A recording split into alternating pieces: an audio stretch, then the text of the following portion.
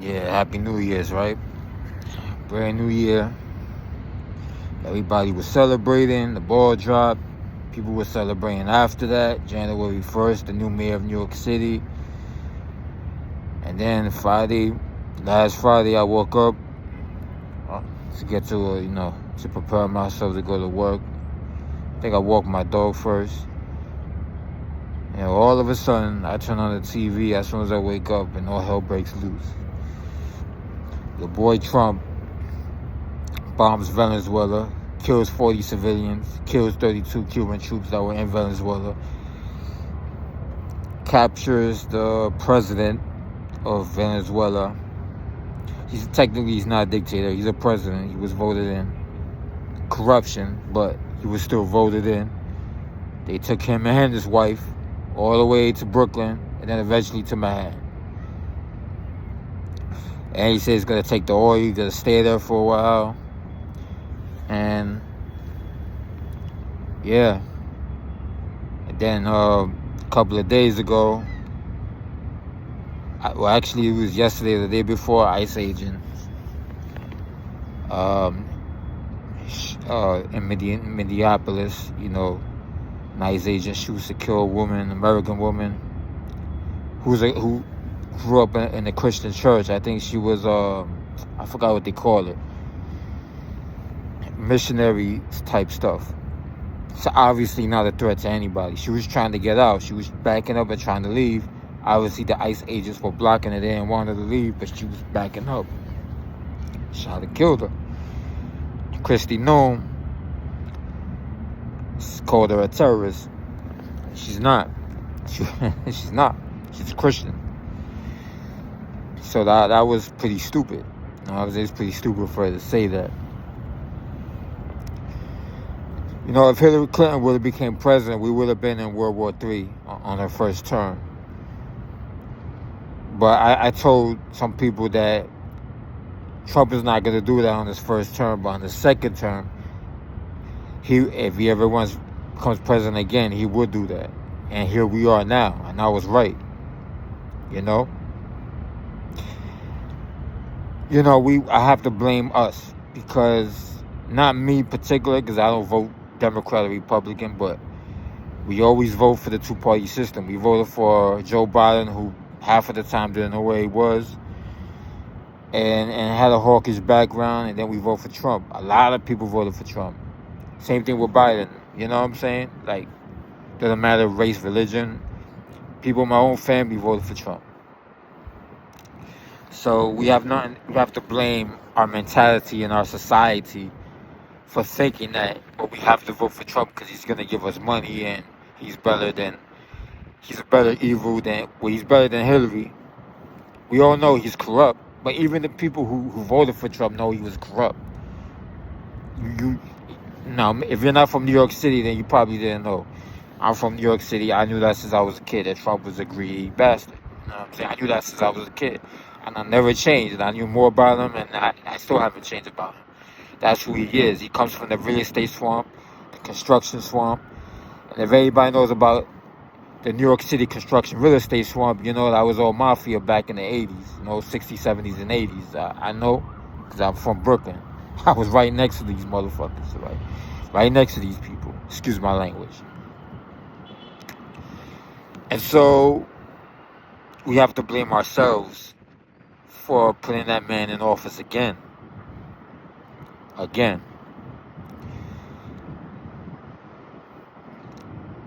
Now, they're not gonna get him on a narco charge. They're not. And I don't know what's gonna happen to Maduro, because I just don't know right now. But they're not gonna get him on the narco charge. That's the main reason why we got him, kidnapped him, or whatever you want to call it. But it's not because he was a dictator, because Saudi Arabia is a dictator. Netanyahu is a war criminal. But we're not But those are our allies. China sometimes is our ally, sometimes they're not. They were a true dictatorship, like no freedom of speech, nothing. Same with Saudi Arabia. But we're not going after China. We're not bombing China. We're bombing Venezuela. a quasi, I guess you could say, fascist state. But I could say that about America. You could say a lot of things about Maduro. Maduro's an idiot. He's a wannabe dictator. He's a wannabe dictator. He's not really a dictator. No. And if the military wanted to overthrow Maduro, they could. The military could have defended him. They didn't. Because they probably don't like him. That proves that Venezuela is not a dictatorship. Now, it proves some other things about the military itself. But why would we go in there and there's a regime change? First of all, it's classic regime change. It's a regime change operation. They're just not saying that because that kind of term is not popular now because of George W. Bush. But it's regime change. It's the same thing. But the military is probably corrupt. But again, corrupt doesn't equal dictatorship. Because I could say that about the United States military. You know, I could say that about Donald Trump. I truly believe Donald Trump wants to be a dictator. He already said that he wants to run for a third term. Same like Maduro. Maybe their viewpoints or their political ideology is different, but the mentality is the same, and the hard-fisted mentality is the same. It's the same, you know. And so, if you're gonna call Maduro a dictator, then Trump is a dictator. Plain and simple. But he's not. Neither is Maduro. So, his wife was bruised up. I'm pretty sure she fell. They probably punched her a few times. That's not cool. That's a woman. Regardless of how you feel about Maduro, that's a woman.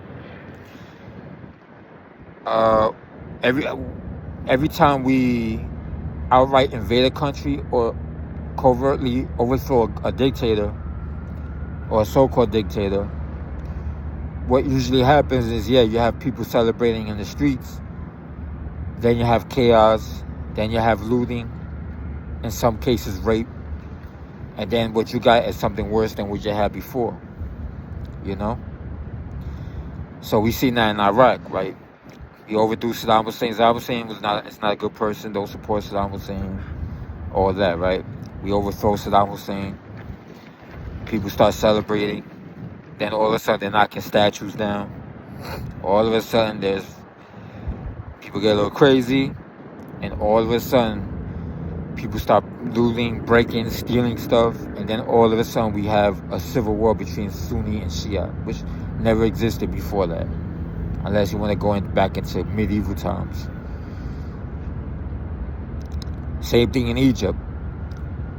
Mubarak was overthrown. The military took over. People started celebrating in the streets. Then crowds got rowdy. People started looting, started stealing, taking.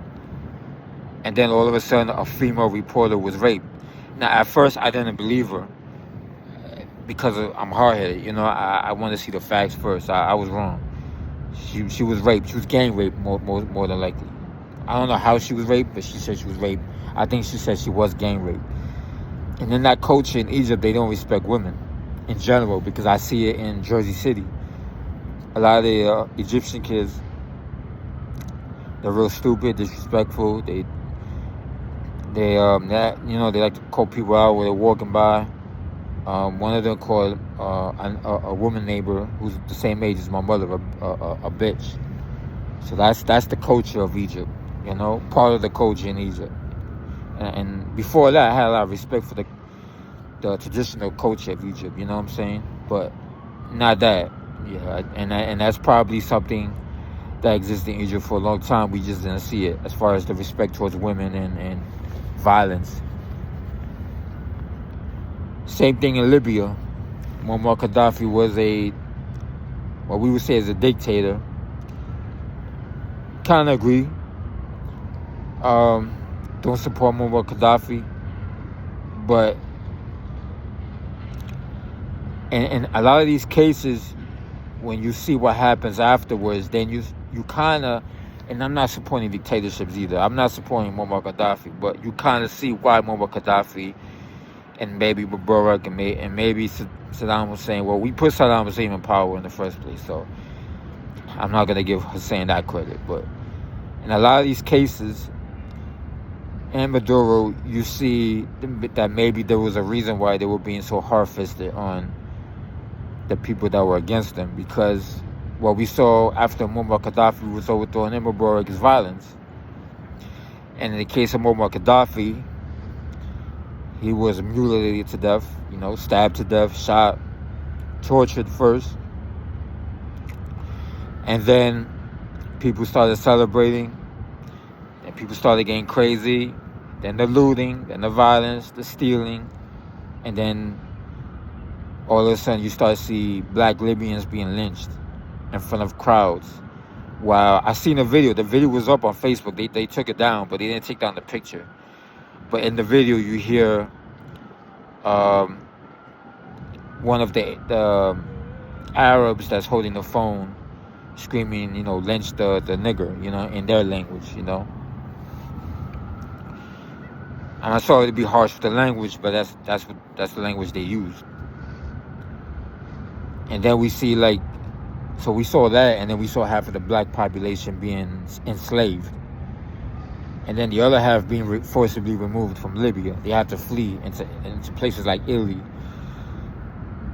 But they didn't have slavery for decades in Libya. Now all of a sudden, now still probably to this day, we have slavery in Libya.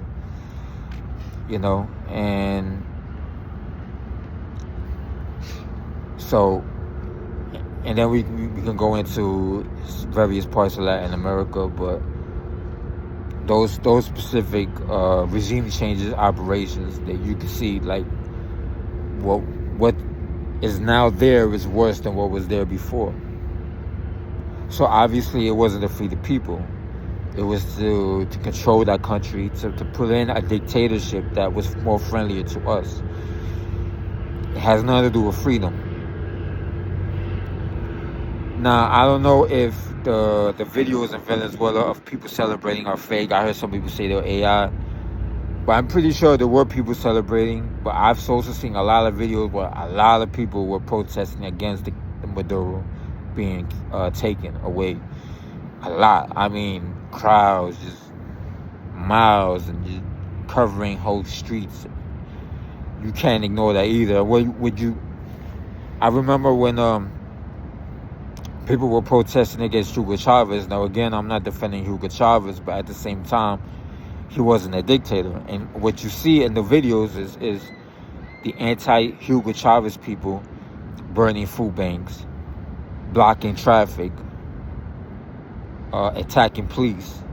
All the same things that we saw happen here in America in 2020, and conservatives, including Trump, were like, that's wrong, that's bad. They're attacking police. They're breaking into shops.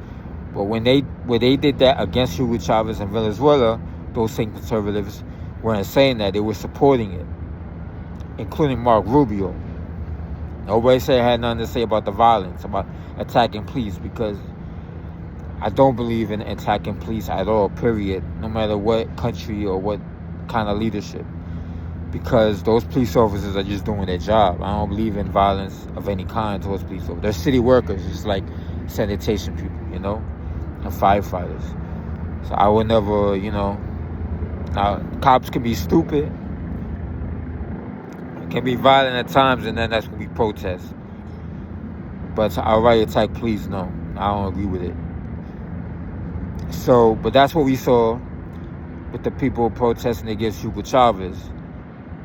So it's not like people like me didn't know what was going on in Venezuela, even though I'm not Venezuelan. We know, because we saw it. And so here we are, 2026. We got Maduro and his wife in custody. I don't know what's going to happen to them, but I think that Trump is being close to acting like a dictator, and now he's talking about Greenland, which is a democracy. It's an allied state, NATO, even though I don't support NATO. And it sounds to me like a lot like something Adolf Hitler would do. And I've never compared any president, not even Donald Trump, to Adolf Hitler because he was a different kind of creature, you know, a different kind of mass murderer, dictator. And it wasn't just him; it was the whole military and the whole society of Germany. But I gotta say, for the first time in my life, I ain't going to compare a U.S. president to Adolf Hitler, and I will say that Trump is minus the concentration camps and the Japanese internment camps, you know. But we do have camps. Those camps were there since 9/11. We've had camps. Jesse Ventura had a show called Conspiracy Theory, and in one episode he showed those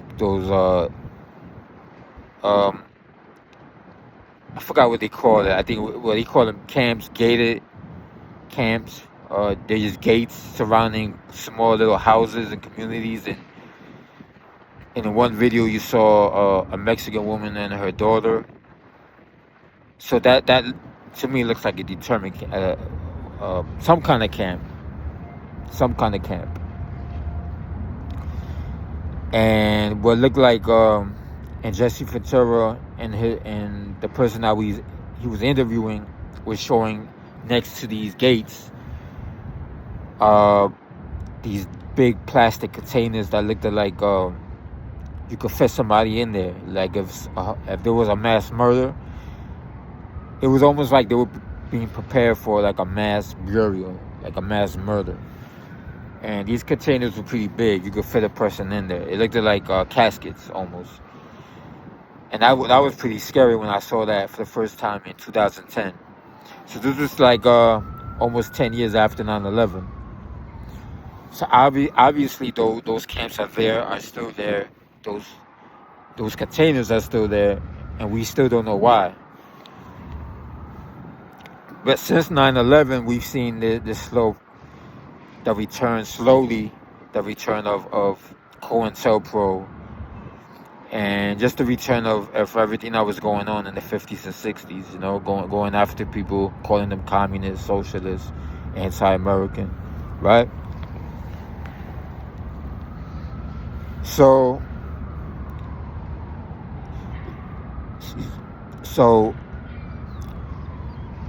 it does to me feel like Trump, and I heard Trump ask if can anybody stop what he's doing, and he says, yeah, my own mind, my own morality can stop me from the man is tyrannic. You know, he's acting like a tyrannical dictator. And if he does invade Greenland and he does invade Colombia, and I'm not denying that. First of all, Venezuela is not top 10, top 20 of countries where drugs are coming from. They're not. It's not. That was a lie. That's why I feel they're not going to get Maduro on that charge. They're going to try to. They're going to force the South District of New York to do it, but it's not going to happen. And it's funny that Trump is having the Southern District of New York do it, and he doesn't like that office because they were investigating Mayor Eric Adams, and Adams pleaded Trump to help him, and they got him out. By the way, Mayor Eric Adams should not be out of the woods, and I don't think he is. I think there needs to be a continuation of the investigation into former Mayor Eric Adams. I think he needs to be investigated, because if he did do something, he did break the law, we have to start somewhere. We have to, you know what I'm saying, put the Constitution down on him. I think Trump did that on purpose. Well, he's from New York, but I also think he did it because of the new mayor and the celebration they were doing. I do feel like the whole Trump administration will implode on itself. But I'm not mad at the protesting, because we don't know what Trump is going to think next. He's just all over the place. But if he does, now Colombia is top 5 of places where drugs are coming from. But again, there's no proof that the president knows about it or is in on it. more so than even Maduro. But if he does invade Greenland and Colombia and other countries, then he's doing what Adolf Hitler did, because Adolf Hitler was and his administration were invading countries and making excuses for it. He was like, "Oh, we have to invade Austria because that belonged to us one time." Well, that's what Trump is saying about Greenland. It belongs to us. That's dictatorship talk. So we're on the verge of dictatorship, outright dictatorship. And Trump wants basically to take over the world. We already have Saudi Arabia in our pockets, even though they murder people and they murder women and behead them. Those are our friends. They're cool. Israel, same thing. Those are friends, cool. But I think Trump really wants to take over the world and his administration. And Mark Rubio, and with Mark Rubio there, being that he's Cuban American, I'm pretty sure they might invade Cuba as well, bomb Cuba. So, I don't know what this means for YouTube and freedom of speech. YouTube still has this thing where we're not allowed to speak out against vaccines. So we're still in the censorship mode, and there's always a possibility that Trump might just force YouTube to censor anything else that we talk about. But this is what a dictator does. This is what a tyrannical leader does. He invades other countries, even democracies, because he feels it belongs to him and them. Doesn't belong to us because we don't benefit from it. So this is the beginning of what I thought might happen, but I didn't think it would happen. But since 9/11, I always thought, well, if it happens. 9/11 happened when I had just turned 23 years old. My birthday is in August 24. So ever since then, I always wondered, can it go back to the dark ages of the 50s and 60s, where you had to watch your back if you were a journalist? And I think we're in that now. And even looking at the murder of the MIT professor, I believe near Boston. I don't know if it was in Boston or near Boston.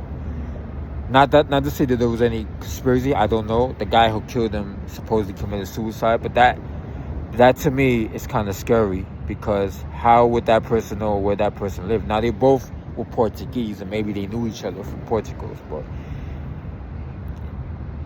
it's just things that are happening now. We saw it, and I'm not gonna lie, I've seen it here and there. When Bush was president, and then even Obama. I mean, a lot of Americans have a short-term memory, but I remember two things. There was 60 Minutes did an interview with a journalist, an American journalist, about Putin and how bad Putin is, and how he believed that some of the terrorist attacks were actually staged by the Russian government. And I believe that. I don't care what people who I usually agree with say about Putin, because I see people like Jimmy Dore defending Putin. I'm not defending Putin. He is a murderer, a thug, and a dictator. But the guy they interviewed on 60 Minutes went on to say that. And then about a week or so after that, he was shot 10 times in his driveway by two men in masks. He survived. And I think he said they had a Russian accent. They were speaking, it sounded like they were speaking Russian. At that time, again, like China, we have an off-again, on-again relationship with Russia.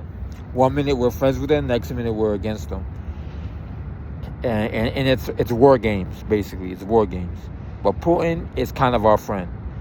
And so we have Russian assassins being supported by the United States to come into our country to kill journalists. That's basically what that is. And Dick Cheney was really running the country, so he knows what happened to that journalist. That journalist survived. And then there was another situation that happened around that same time. I believe it was the same year, where a Palestinian that was under investigation because he was giving money to Gaza, supposedly committed suicide. He gagged himself to death. I've never heard of somebody gagging himself to death. I don't know. I just never heard of it. And so my belief is that he was murdered by the Mossad. I'm trying to remember what occupation that Palestinian person had. I believe he was a scientist, but I'm not sure. I could be wrong. But that's we've seen this since 9/11, a little bit of this, off and on, of Americans from any background trying to do something right and they get shot or commit suicide or get killed. So we're back in the 60s. My mother said that. My mother doesn't believe in too many conspiracies, but she believes that our country has a history of racism and fascism. And even my mother was like, man, we're going back to the 50s and 60s. I mean, we are. And then we weren't, but then the lockdowns happened, the forced vaccinations and the censorship. And that to me was a form of fascism. And then all of a sudden, most of the censorship was gone, the forced vaccines were gone, and now here we are in 2026, and we have a man in power, a madman who wants to invade every country in the world. That's fascism. He's a dictatorship. He's on the verge of becoming a dictatorship, especially if he tries to run for a third term, or if he tries to suspend the next election. And the one thing you got to understand about Trump's history is that his father was Fred Trump. Fred Trump was under investigation back in the 60s for stealing money that was supposed to go to the poor people. I think it was from the Poor People's Campaign. I think it came from the pushing that Martin Luther King Jr. was doing to help pour money into poor communities around the country. And it was known, and it was put in a book and a documentary, which unfortunately I don't have, but that it was known by Fred Trump's former business partner that Fred Trump did not want any African Americans in his building because he felt that it would devalue the property. So that's who Fred Trump was. And that's his son. Kind of is the same way. Donald Trump is the same way. And at that time that Fred Trump was running around New York, and Donald Trump later on, when I was a kid in the 80s, the mafia ran New York City, especially when it comes to real estate and construction and everything else. And Donald Trump comes from that era. And I'm pretty sure, I'm not sure for sure, but I'm pretty sure he did business with construction companies and real estate companies that were controlled by the five families, especially the Gambinos and those guys. And I'm pretty sure he learned those tactics from that, and that's how Trump is treating the White House. He's acting like kind of like a mafiosi, you know, how everyone used to run around New York City back in the 80s. That's how he's acting, like in the early 90s. And yeah, even in the 90s and the early 2000s, the mafia still ran New York City. And so, but now this is like another step further, where he wants to basically invade the world. That's basically what he's gunning for, and that's where we're at now. We're seeing a modern day takeover of the world by a modern day possible dictator. I could be wrong, but I feel like this is what he is, and this is what he's doing, and this is where this country is headed, and this is where this world is headed to. And I worry and I fear for, you know, people like me who speak out, progressive people who are anti-war, who are against the rich having too much power, who are against censorship. Because censorship is not left or right. It should never be a left or right issue. Censorship is censorship. It's wrong. And both parties are guilty of wanting power. But it just so happens that Trump and his circle have more backing, and now they're just going full steam with whatever they want to do. And so we're and you cannot just take over the world that way without there being consequences. So if Trump invades these other countries, which I'm pretty sure he probably will, I hope he doesn't. I hope I'm wrong, but if he does, then there's going to be pushback, and we're going to head into World War III. So we're in the verge of World War III right now, and this is not the time of innocence. This is not, oh, let's think positive. I'm automatically positive. I try to think positive, but obviously it's tough in this society. But this is beyond that. We're headed to a dictatorship. We're headed to World War III. And the scary thing is, we don't even have the technology that we used to have. We have more sophisticated technology that people don't understand. Trump has already said a little bit of it. China has some of it as well. We have more of it though. Russia wants some of it too. But I'm talking about technology that you will have to understand science. You will have to understand the universe to understand what the kind of technology that we have. I mean, we're talking the type of stuff that we used to see in the cartoon, like the Jetsons. You know, I'm talking about laser guns. I mean, they're actually saying that they have technology where they can shoot lasers at people. Did I get here?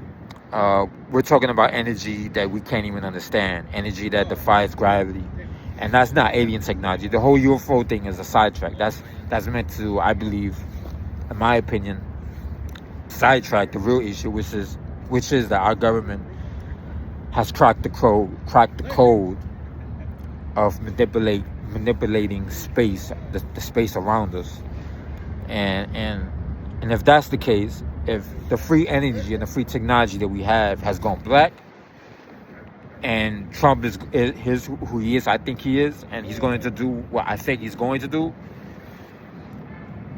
then we should be real scared. We are headed to not only World War III, but probably an apocalypse, probably the end of civilization. And I don't even want to say it because I don't want to believe it, but that's where we're headed to, and that's what's going to happen. And I hope that doesn't happen, you know what I'm saying? But let's see what happens. Let's see it. If there's a pushback by Congress, if there's a pushback by... And I have to blame my own American people, because we keep voting for these people. We're not supposed to support or vote for Republicans and Democrats. We're supposed to support the other third-party candidates from the Constitutional Party, the Green Party, the Freedom Party. But we don't want to do that. We want to vote Democrat, Republican. So in a way, we want. It's almost like we want the world to end. Like, we don't care. We're just gonna vote for this guy because we want to.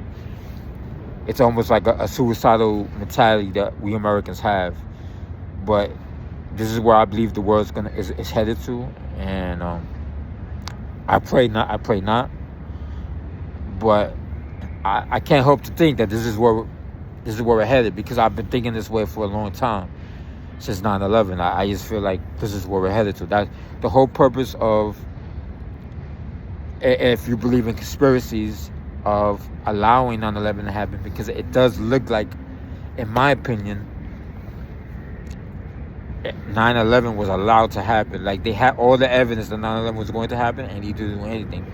The whole point was to use that as a pretext for forever wars, forever invading countries, forever controlling countries. All you need now was the right president. George W. Bush was too stupid. Trump is not stupid. He's very smart. You know, so this is where we're headed to. All right, I gotta get to work, but this is where we're going, I feel, and I pray not. So, you know, this is why I still read the Constitution whenever I have the time. So, you know, peace, pray, you know, God bless America. And, you know, obviously God bless the regular men and women, people who are struggling every day. And, you know, and peace to freedom, and I believe in freedom of speech. So may freedom of speech reign in this country. Peace.